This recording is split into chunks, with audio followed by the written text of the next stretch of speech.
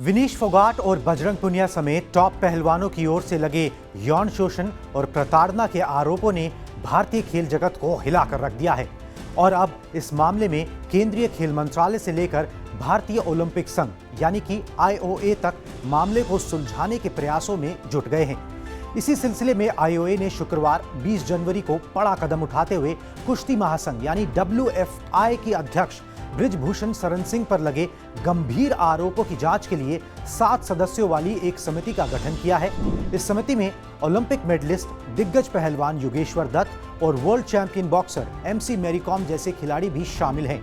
IOA की ओर से शुक्रवार शाम को जारी एक बयान में कहा गया कि भारतीय ओलंपिक संघ आईओए ने WFI के अध्यक्ष बृजभूषण शरण सिंह पर लगे यौन शोषण के आरोपों की जांच के लिए 7 सदस्यों वाली एक कमेटी का गठन किया है। मैरी कॉम, डोला बनर्जी, अलकनंदा, अशोक, योगेश्वर दत्त, सहदेव यादव और 2 एडवोकेट इसके सदस्य हैं। भारतीय कुश्ती के सबसे मशहूर नामों में से एक योगेश्वर दत्त ने 2012 के ओलंपिक में ब्रॉन्ज मेडल जीता था। उन्होंने अभी तक इस मामले में कुछ भी नहीं बोला है। वहीं दिग्गज बॉक्सर मैरी कॉम 6 बार की वर्ल्ड चैंपियन है। इसके अलावा कमेटी के सदस्यों में डोला बनर्जी हैं, जो भारत की पूर्व मशहूर तीरंदाज हैं। साथ ही आईओए की जॉइंट सेक्रेटरी अलकनंदा अशोक और वेट लिफ्टिंग फेडरेशन के अध्यक्ष सहदेव यादव को भी इस कमेटी में जगह दी गई है। बुधवार 18 जनवरी को नई दिल्ली के जंतर मंतर पर पुनिया और फोगाट समेत भारत के कुछ बड़े पहलवान धरने पर बैठ गए थे और फिर उन्होंने WFI अध्यक्ष और फेडरेशन के कोचेस पर गंभीर आरोप लगाए थे। इसके एक दिन से भी ज्यादा वक्त गुजरने के बाद गुरुवार 19 जनवरी को आईओए अध्यक्ष PT उषा ने पहलवानों से अपील की थी कि वो उनके सामने अपनी परेशानियां रखें।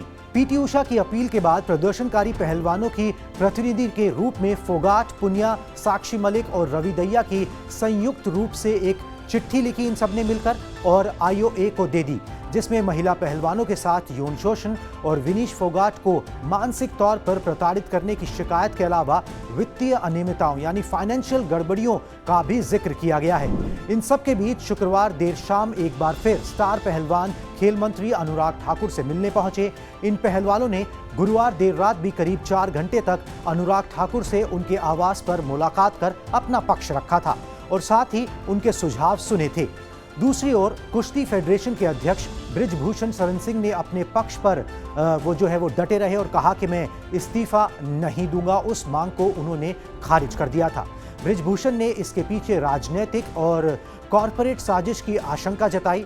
उन्होंने ऐलान किया था कि वो शुक्रवार शाम 4 बजे प्रेस कॉन्फ्रेंस कर आरोपों पर अपना पक्ष रखेंगे, लेकिन फिर ये प्रेस कॉन्फ्रेंस टाल दी गई और अब कमेटी का गठन कर दिया गया है, जिसको महीने भर के अंदर अपनी रिपोर्ट सौंपनी है। जब तक ये रिपोर्ट नहीं आती है तब तक अब आगे कोई भी धरना प्रदर्शन नहीं होगा। तो कहा जा सकता है कि पहलवानों का धरना प्रदर्शन इस कमेटी के गठन के साथ ही खत्म हो गया है। अगर आपको ये जानकारी पसंद आई हो तो प्लीज़ इस वीडियो को लाइक कीजिएगा और स्पोर्ट्स 9 को सब्सक्राइब कर लीजिए।